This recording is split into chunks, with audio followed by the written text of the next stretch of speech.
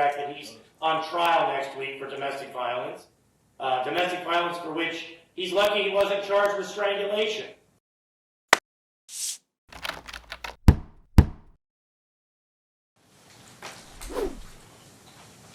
We're on the record, Your Honor. We are on the record in the matter case numbers D22, D and T22. Starting with the plaintiff, who we have by video, please confirm your appearances. John Kelleher, number 6699, appearing plaintiff, who's present in my conference room. I also have bar number 13988, my associate, here with me as well. Okay. Good morning. Good morning, Your Honor. John Kelleher, bar number 6012, on behalf of Mr. Your Honor, who's also present in the court. Good morning. All right, this is the time set for, and you may be seated. This is set for a case management conference. It's also scheduled on plaintiff's motion, defendant's opposition and counter motion, and plaintiff's reply. It's also set for a hearing on in the T case on the hearing to extend the protective order. I did, in preparation for today, have the opportunity to watch the hearing on December 20th in front of Hearing Master Roy's in the T case, and ultimately the matter was placed on this court's calendar today as it relates to the extension. I do note from the papers that it appears to be stipulated that the plaintiff will maintain exclusive possession of the residence. There is a request that within a certain period of time that she obtain her own place. We can have that as part of our discussions today, but for the time being, I do confirm that exclusive possession of the residence is ordered to the plaintiff on a temporary basis. Based on the pleadings that have been filed, the parties stipulate to joint legal custody. They acknowledge this court has jurisdiction. There is no dispute as to the defendant's paternity of the parties' 3 children. Child support is to be set pursuant to the regulations. Unreimbursed medical expenses divided equally pursuant to the 30-30 rule. There are a litany of issues before the court, some of which are not going to be resolved today. I know there was some, and the papers that have been filed with the court have been voluminous on both sides, not just the papers and a discussion of the issues, but exhibits and declarations that have been offered to the court.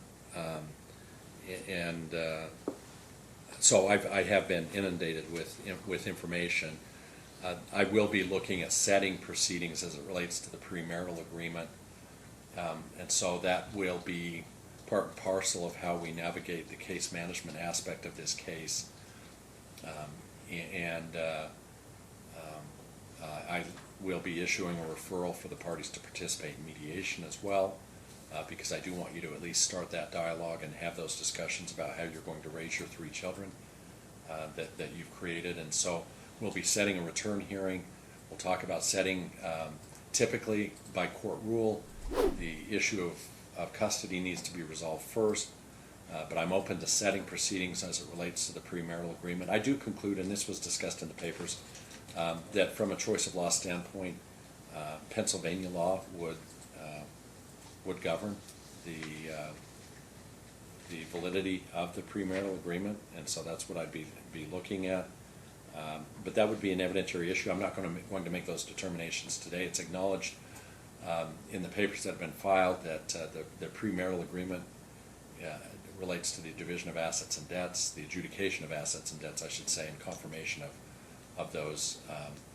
That alimony is an issue that's not part of the premarital agreement. So I have authority to proceed both on a temporary basis and perhaps a permanent basis.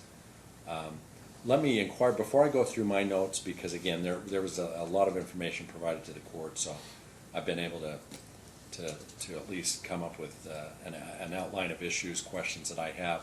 Any other stipulations that you've been able to reach? No, Your Honor. Okay. All right, so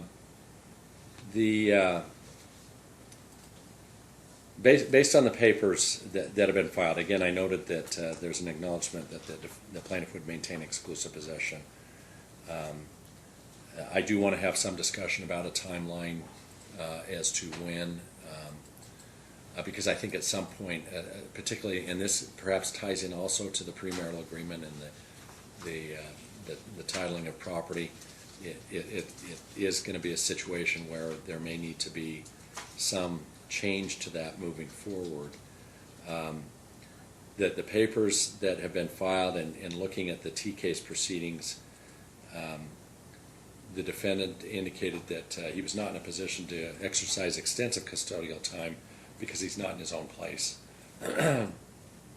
and so there would be some maintenance of the existing schedule that was established in the T case proceedings as far as custodial time is concerned.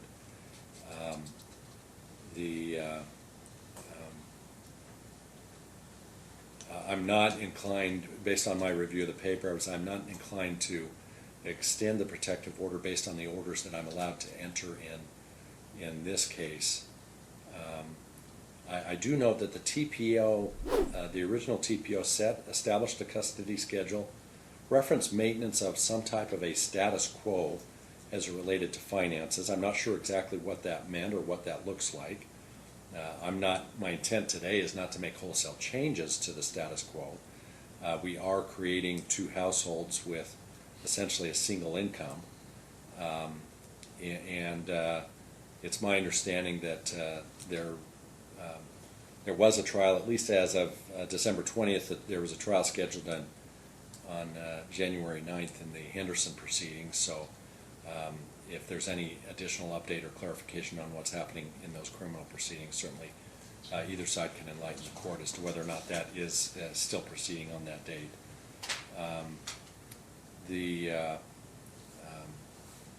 It's my understanding from the papers that have been filed as well that as it relates to support-related issues, the defendant receives Social Security of $786 per month for each child, totaling $2,358.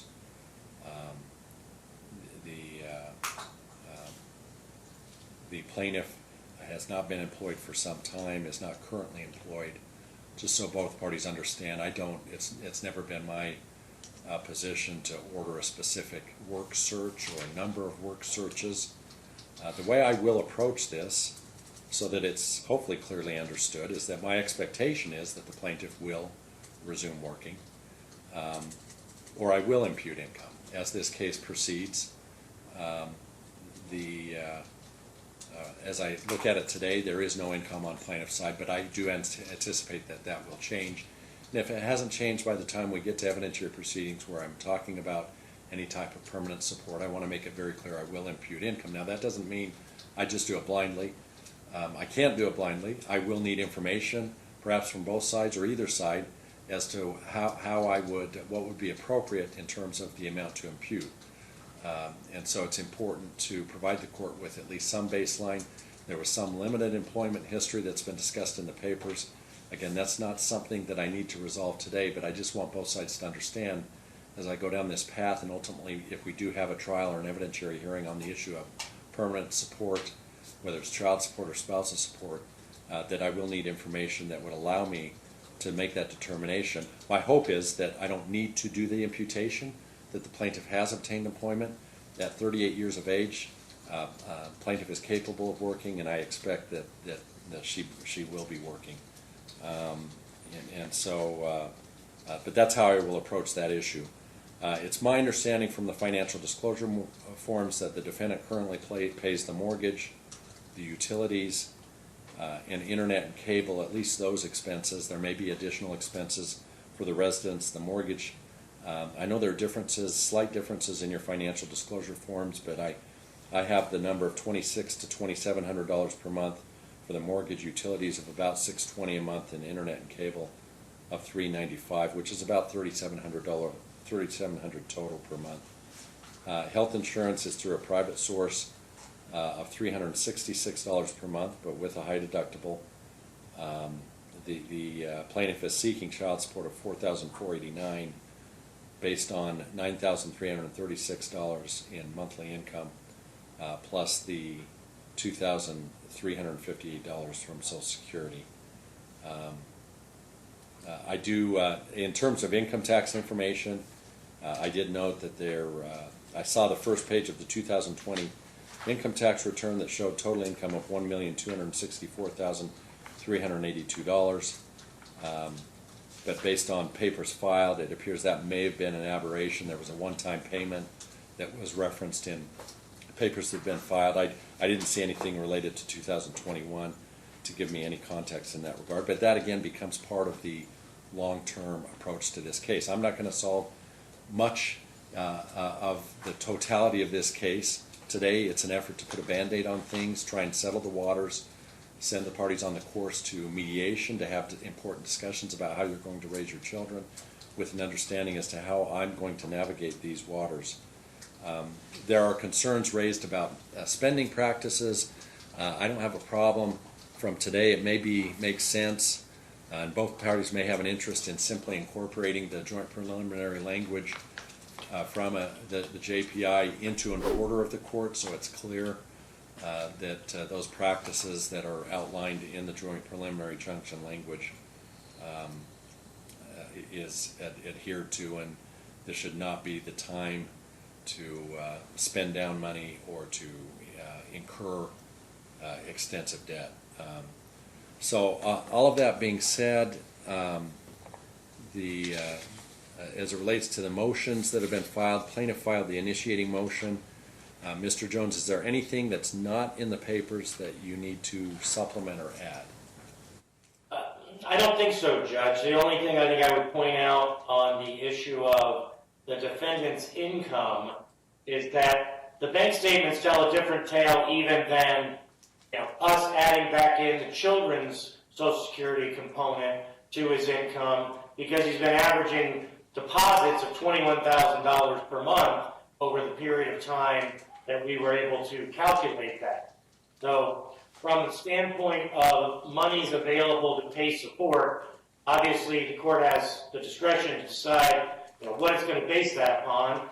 It also can access, even if you take at face value what he says is his separate property, and separate property income per se, you can require him to engage that to provide the necessary amount of child support and the necessary amount of discretionary spending monies for the plaintiff. We have no issue with him continuing to pay all of the household bills he's been paying, and those are reflected on his financial disclosure form.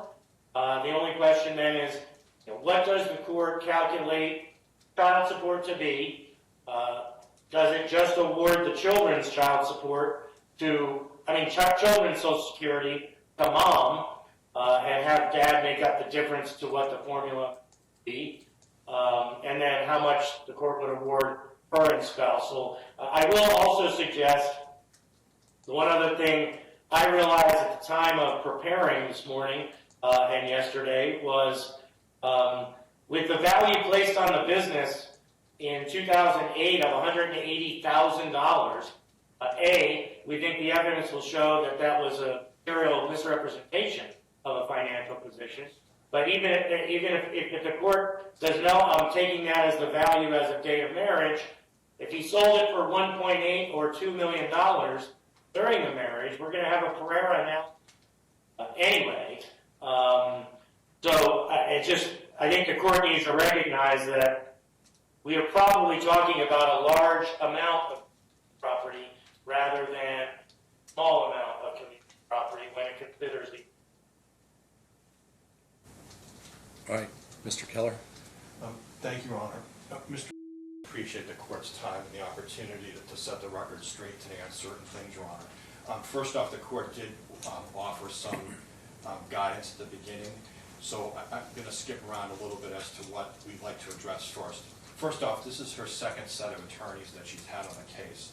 The whole purpose of that initial TPO hearing, and I don't know if the court had an opportunity to watch the very first hearing, was simply that the idea was we were going to come in front of this honorable court and get orders.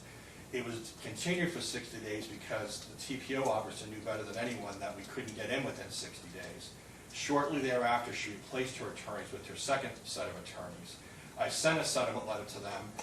Instead of responding to the settlement letter, they just went ahead, attached the settlement letter despite what it said in citing some rule, to a motion as an exhibit, which obviously brings the trust level down very low. What we're asking the court to do, Your Honor, is simply this, is that there's certain things that would flow from the fact that the Pennsylvania law applies to this premarital agreement. Number one, Your Honor, the premarital agreement is presumed to be valid until or unless she overcomes by clear and convincing evidence that agreement. Number two, the Pennsylvania law, the case law, is so in favor of prenuptial agreements that they cite to one case from 2020 that if the court has a chance to read that case, it'll say that it's the only time they ever found that there was duress in a postnuptial agreement, not even dealing with the premarital. And it goes down through a whole litany of cases. The reason I say that, Your Honor, why it's so important is this house is presumed to be his separate property house. One, we have the premarital agreement, and two, we have multiple signed deeds from her granting him this house, right? So we have suspenders and belt as to this house. Why is that so important, Your Honor? Because it makes no financial sense. And the reason that he's holed up with his cousin, right, is because we wanted to get into court and we want her to have a place outside of the home. We have offered that by February 1st that she would be out of the house. My client understands, and apparently you've read my settlement letter because they made it an exhibit. We've offered money months ago to get her into her own place and to get that paid for and to have a year lease or whatever the court deems is appropriate, Your Honor. Why is it so important for him to get back into that house that's his, entitled as his? One, it makes no sense whatsoever, Your Honor, when the court is going to ultimately decide that this house is his. Whether you look at the premarital agreement and or the deeds in this case, it makes no sense for him to rent a place, right, and then turn right around and have to have her rent a place while he moves back in. We understand, he acknowledges, he accepts that there are going to be moving costs for her to move and that there'll be ongoing rental expenses. We understand that. He accepts that. Why is it important, Your Honor? Because they are now seeking to denigrate the amount of time that he spent with these kids. And I just want to bring this to the court's attention. Their oldest son, Your Honor, has a diagnosis of not only ADHD, but oppositional defiance. I have his grades, right? Now, we couldn't file all these because you get a motion, an opposition, and then they had a reply. But I have them. And it shows, Your Honor, that as of 12/7/2022, just for instance, the first quarter, while Dad's still in the house, when we looked at his grades, it was an A when we looked at science. By the time my client got involved in the case, Your Honor, he was down to a C. We also have the same grades, Your Honor, for that period of time, first semester or first quarter. Dad's in the house. Son has a C in English. By the time he gets involved, right, when he's pushed out of the house and he's trying to do homework at the cousin's house, but sometimes the son doesn't bring it, my client has a hard time communicating. Now we're down to a D. And I can put two other grades on top of that as well, Your Honor. And on top of that, when we look at the missing assignments, there's 17 missing assignments. There's 17 late assignments. There are multiple problems, Your Honor, in class after class. What we're asking the court to do, which makes sense, Your Honor, is that under Nevada's scheme, there's a preference, a strong preference, to have joint physical custody. Mr. is 73 years old. He's never been in trouble in his whole life, right, until October of 2022, when she's filed for divorce, and now we're having a fight about the prenuptial agreement. I'll point out to the court, Your Honor, and this was in the hearing, I believe in the last hearing, but even in the first hearing on the TPO, that she went down and changed her story, right, changed her written story to the police as to what happened on that night, and it was a substantial change. All I'm simply saying is this, Your Honor, is that there are allegations against him at this point, but there's no evidence whatsoever that he's anything other than a very caring and loving father. He's coached baseball, he's coached basketball, he's taken his daughter to gymnastics. We attached, Your Honor, an Exhibit D, just showing all the different things, how active he is in these children's lives. And being 73, there's not going to be a lot of time left in a sense as to how much more time he's going to have with the children. They're getting older by the day. So what we're asking the court to do, Your Honor, is that by February 1st, she would be out of the house. My client will provide moving costs, including a moving truck, first and last month's rent. We will make sure that the rent is paid every single month until we get to before this court. Because ultimately, Your Honor, that's what's going to happen in this case anyway. We're also asking the court, Your Honor, to consider that we've asked for an expedited trial date, which given his age at this point, which is 73 and a half actually, he'd be generally entitled to. So the longer, and I point this out, Your Honor, from the opposing party's point of view, right, and that's why they've never engaged in any meaningful settlement with either attorney, and yes, we did offer mediation to the first set of attorneys, it's to their benefit, Your Honor, to delay and dilate this process as long as humanly possible, right? With, requests that we're going to try and go back years and years. The prenuptial agreement that was signed in this case, Your Honor, element 115 is listed. That's the company. It was a startup. It was a startup at the time that they did the prenuptial agreement, and he's never owned it. He was a minority shareholder in that corporation. So very respectfully, Your Honor, we understand that the court controls or has power over the prenuptial agreement in terms of supplying alimony, but which, by the way, would seem to support the idea that this prenuptial agreement was well thought out, because it did leave that option open. Having said that, Your Honor, we'd like to address the issue of what does the court do between now and then. But like, their math makes no sense. In 2020... Well, just tell me what the status quo is. The status quo, Your Honor, is he's paying everything. He pays all of it, because she has zero income. He pays all of the utilities, all of the expenses at the house. He deposits money into a joint account each and every month, which she has full and unfettered access to. And what we're complaining about is that she's spending at a clip that will bankrupt my client. The question the court has before it is how much of his separate property is the court going to give her, right, in this divorce. That's the only real issue in this case. And what we're said to the court, and what caused some of the fighting that night, is that he's trying to show her that, look, more passive income was coming in when the markets were sky high, right? We understand that, oh, he deposits money in this $20,000 going into a bank account, right, from his separate property. But what he's having to do is to go into the principal of that money, right? They didn't have to do that before. He wasn't doing that before in any way, shape, or form. Her spending has actually increased, and we provided you that information to the court, Your Honor. And what's going on is that every time that happens, he's having to dig into principal now, which is irreplaceable. That's the issue. And we have been 110% accurate on his FDF as to exactly what's being spent, exactly what he has in separate property, and what he's always had in terms of this case. So he pays everything. Well, but what I'm looking at is, because we're going to come back in about 60 days for a return hearing from mediation, what, if anything, needs to change between today and that day? And I know you've made the request that she needs to move out by a certain date, but obviously there are expenses that are ongoing, and I get the fact. It's somewhat obvious and apparent because the plaintiff has no income. Defendant is paying all of the household expenses, whether it's the mortgage, what I specifically referenced. I know there are other expenses as well, and maybe that was lumped into it when we talk about the HOA bill. For example, phone bills. There were repairs to the garage door. There were repairs to the pool pump. So what, in the next 60 days, what needs to change? What we're asking the court to do to change in 60 days, Your Honor, is my client will continue to pay all of the household bills. By February 1 of 2023, we want her to have an apartment in her name, somewhere in the range of like $2,000 to $2,300 or $2,400 a month. My client will supply her with moving costs, like a moving truck, to get her into that place. First and last month's rent. He'll make the rent payment every month. He'll make the utility payments every month for that place. And he'll pay some amount of money, Your Honor, that you find reasonable as family support in terms of child support. In the meantime, he'll continue to pay everything. He wants to move back into his house. Obviously, he'll be the only one making all the payments at the house at that time. That's what we're asking the court to do.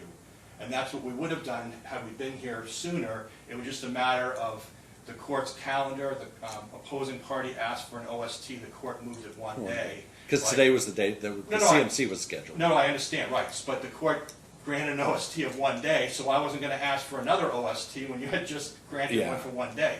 So that's what we're asking the court to do, Your Honor, in terms of the finances. We don't think that she would need anything really beyond that in terms of getting back within the next 60 days. But we do need to change his housing situation, Your Honor. He has exercise equipment at the house. He also had cold weather stuff that he doesn't have. Again, he never expected this to last this long. He doesn't really have a place for the kids to stay over at his cousin's house, and he's there on sufferance. That's not even a solution really for the next 60 days. He's been there since October. Okay.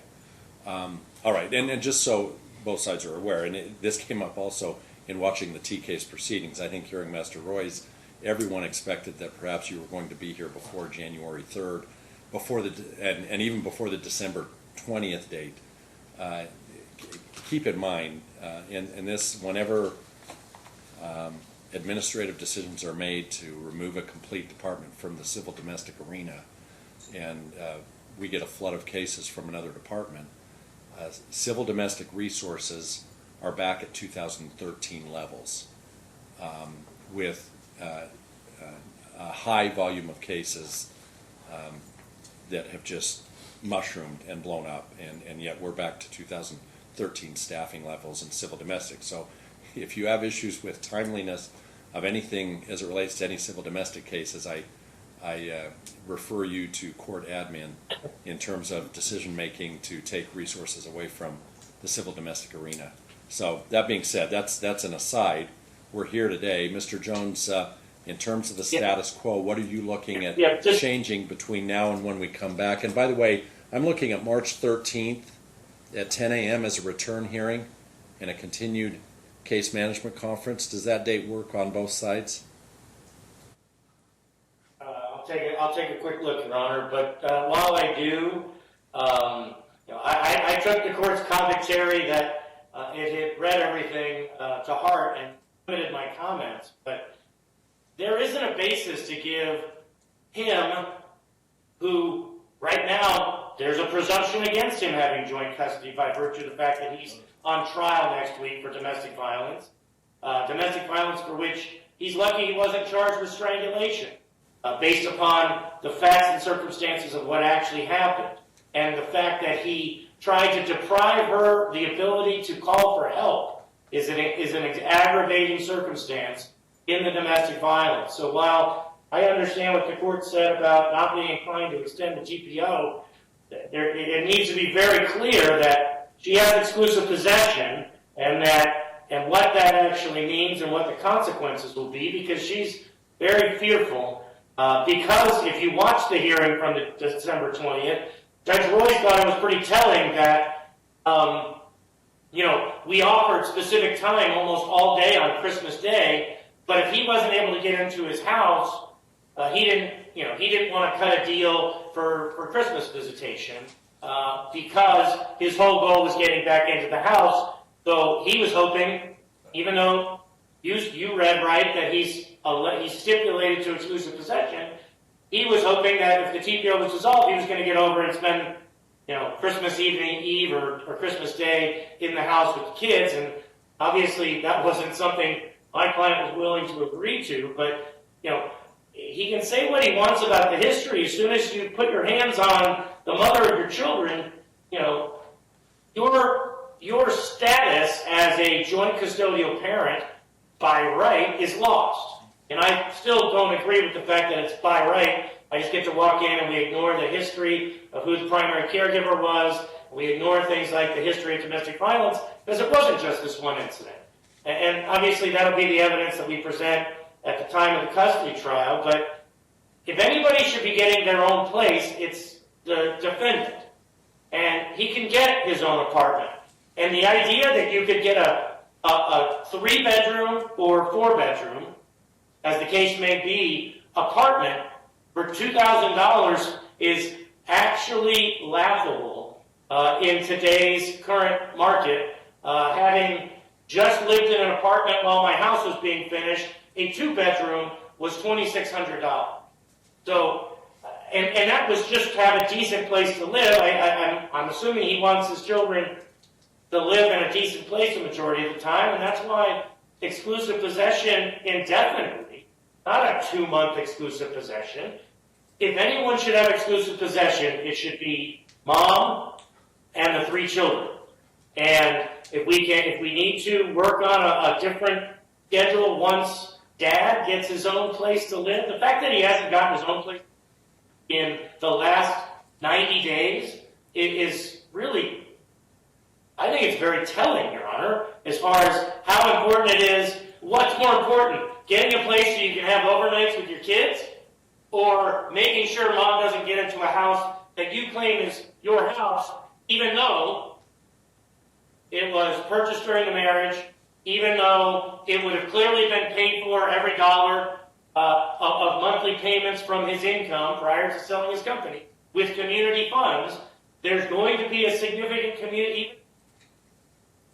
There's going to be a significant community interest in the home, and that seems to be his only priority, is getting back in that house. But Mr. Jones, what is the likelihood, even setting aside the issue of the premarital agreement, but what is the likelihood of the plaintiff being in a position to acquire, even if it were deemed community property, and that's a different issue, but what is the likelihood of the plaintiff being able to purchase the defendant's interest in that home? Well, the bigger issue, I think, Judge, is when we get to trial and you determine what property my client is entitled to, she would then have the resources to buy a home for her children, rather than, the proposal that she live in some, an apartment that is completely inconsistent with what the kids know and have known their entire life about their living circumstances.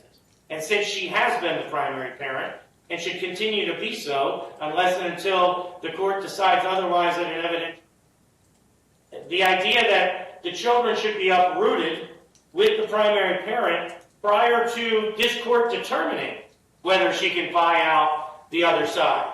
Because I read the language of the prenup, and I don't see that it eliminates a right to appreciation on a separate property business. So, and also there are a lot of questions about his financial disclosure at the time of trial, and oh, by the way, signed the day of the marriage at his relative's law office. Sorry, Judge, I'm licensed in Pennsylvania. I was a family lawyer in Pennsylvania. I know the law there real well. And I don't think this prenup has a chance of surviving.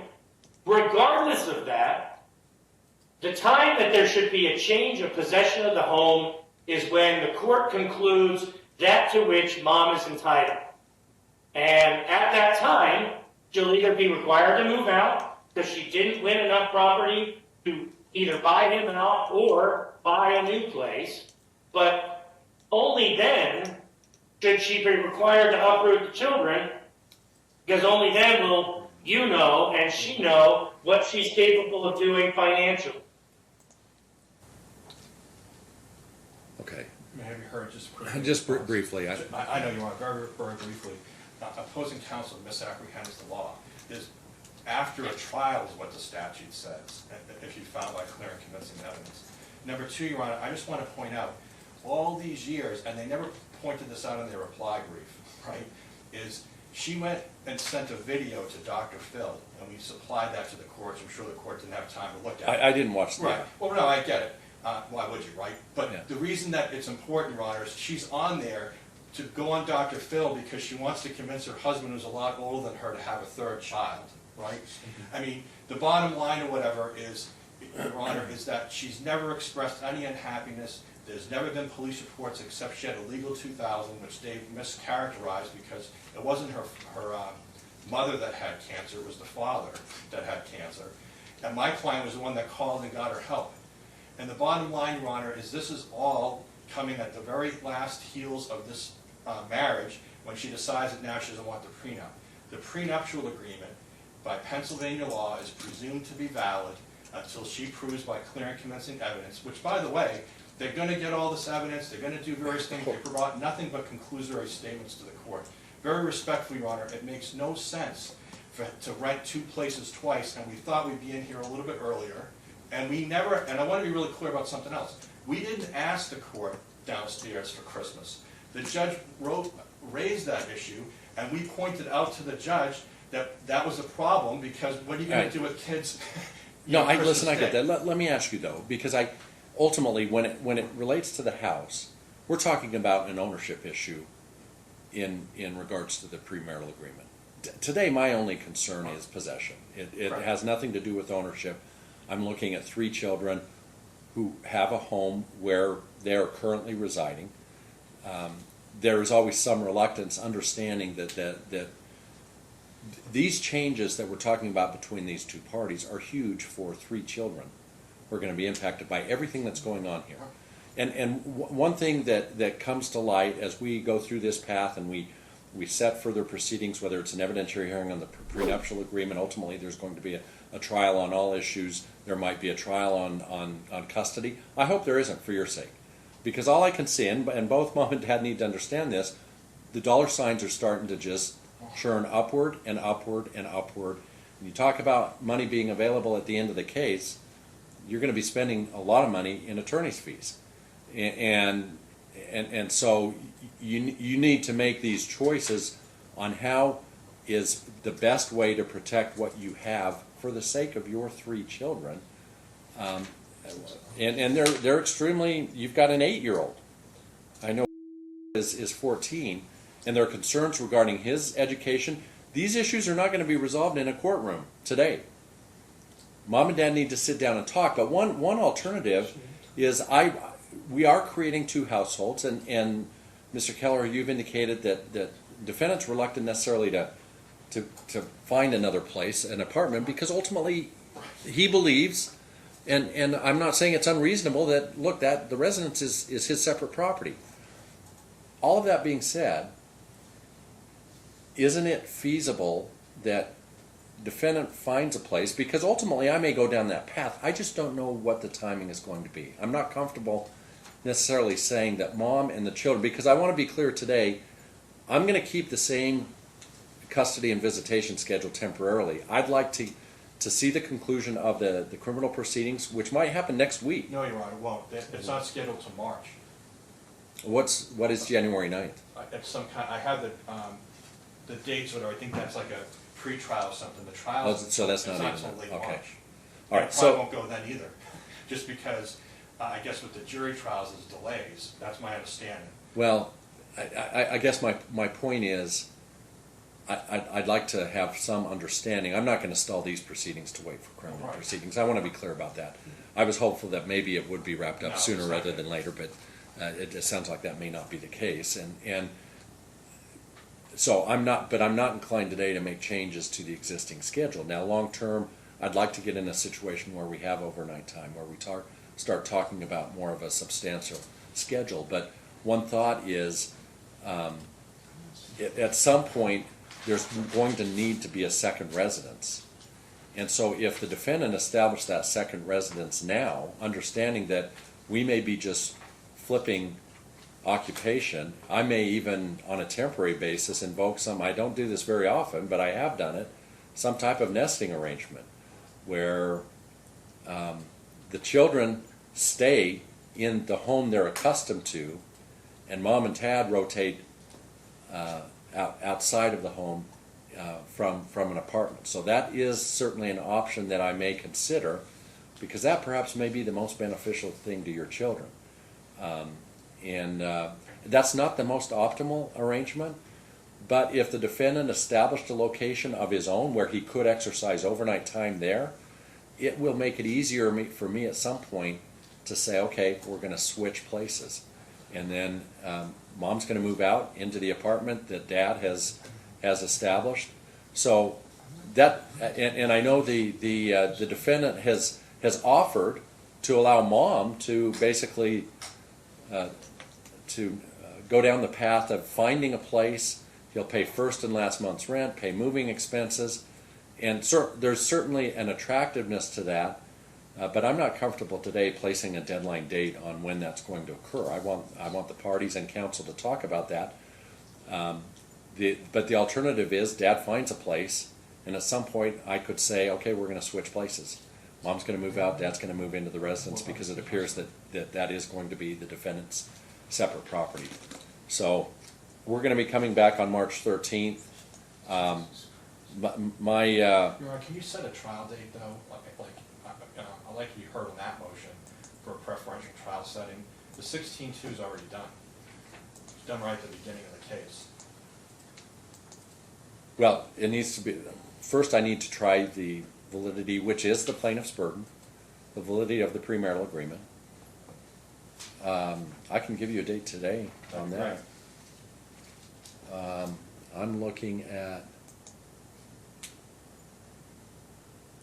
so we can hear that on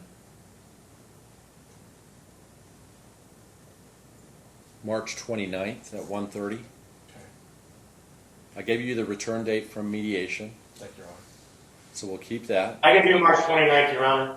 Okay, so that's solely on the premarital agreement, and then obviously and that's going to on- impact everything else. What's that? On that issue, Your Honor, I would prefer to conduct discovery, since it is a short time frame to get to the prenup trial. I prefer to be able to just do the discovery necessary as far as depositions are concerned.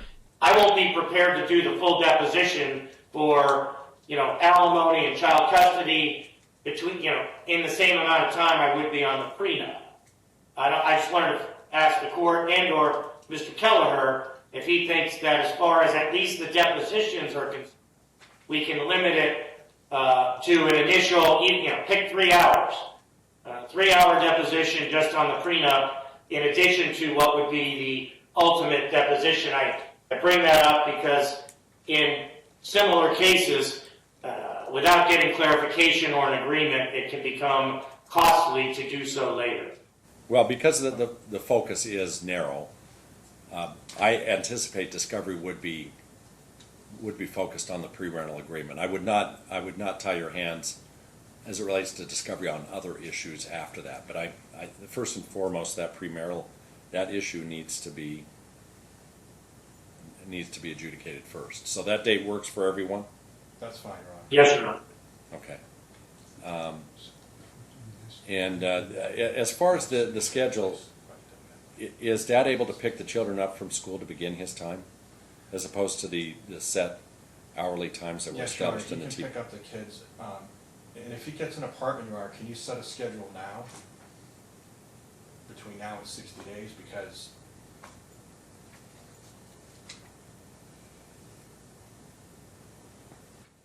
Your Honor just said it wasn't inclined to make any changes. well, they're complaining, Your Honor, about the schedule as it is because it had flexibility. No, we're just suggesting that the pickup and drop-offs be at school, Judge. Well, listen, and I'd rather use school.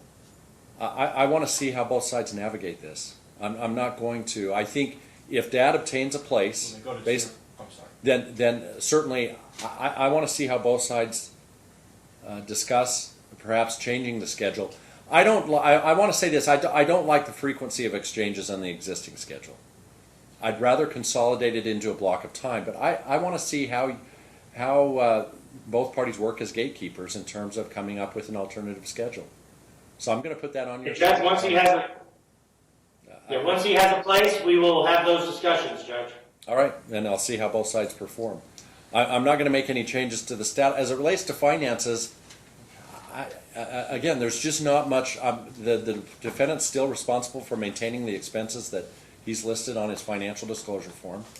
I'm not going to make any additional orders in that regard. Well, what about a set amount, a minimum amount available to mom to be able to feed and clothe and entertain the kids? If he has no requirement of how much money to put into the joint account, she's going to be left going into debt. Well, in terms of any discretionary spending, how much has the defendant provided to the plaintiff just for discretionary expenses, not the fixed household expenses that he's paying? If you look at the FDF, Your Honor, it shows exactly. He's been funding all of her discretionary expenses. In fact, she's increased it, and he's added money, taking money out of a separate property, liquidating to fund things like babysitting for $300 for one night, which now she denies, but we have the proof of. So he's been supplying it, Your Honor, and even her first set of attorneys looked at it and said, well, everything's being paid. Like, nothing's changed. She's not going without in any way, shape, or form. He funded all the Christmas gifts as well. That was all done. Well, and there is a detailed breakdown, and Yeah. looking at page 4 and 5. So I just expect that to be maintained. Okay, thank you, Your Honor. Okay, so volunteers to prepare. I'll prepare it, Your Honor. If you'll prepare, submit to Mr. Jones for Judge, signature. the issue of attorney's fees, he's clearly in the far superior position. We've asked for what I think is an incredibly reasonable allocation of $15,000 because we've got to get ready for a prenup trial. In terms of amounts paid, has any of that changed from your respective No. financial disclosure forms? No, Your Honor. No, Your I'm Honor. showing that plaintiff has paid a total of $9,000, $3,000 to former counsel. There was a $4,000 credit. Defendant had paid $4,900 with a $5,200 credit, so a total of $10,000. Correct, Your Honor, as far as it. Paid more, paid, I thought you paid, Oh, no, that's the draft. That's the criminal. paid, It's just me. oh, okay. So I did see another check, I don't remember how much it is altogether. Make some payments. The 10, I made 10. 10. Yeah, 10. and Yeah, then- no. And then something like after that, it was 4. He thinks, Your Honor, that it could be a total of 14. I don't know off the top of my head. I believe that was accurate. He did pay Bob Draskovich for the criminal case, but that. I'm going to make a preliminary allocation for today's purposes of $5,000 Okay. to be paid by defendant to plaintiff within 10 days. Okay, thank you, Your Honor. And then I understand I'm going to need to address that more and more as we go along, but Right. I implore you to communicate to see what you can resolve, or this is going to spiral Okay. out of control. Thank you, Okay. Your Honor. All right, thank you for your Judge, assurances. I want to be able to argue that when we come back at the return hearing then. That's fine. Because I think you need to have some more information about all of, when every mortgage payment is paid from the joint account, the idea that everything's a separate property is absurd. That's why I'm calling it preliminary. It's preliminary. Okay? All right, thank you for your appearances. Thank you, Your Honor. Thanks, Judge.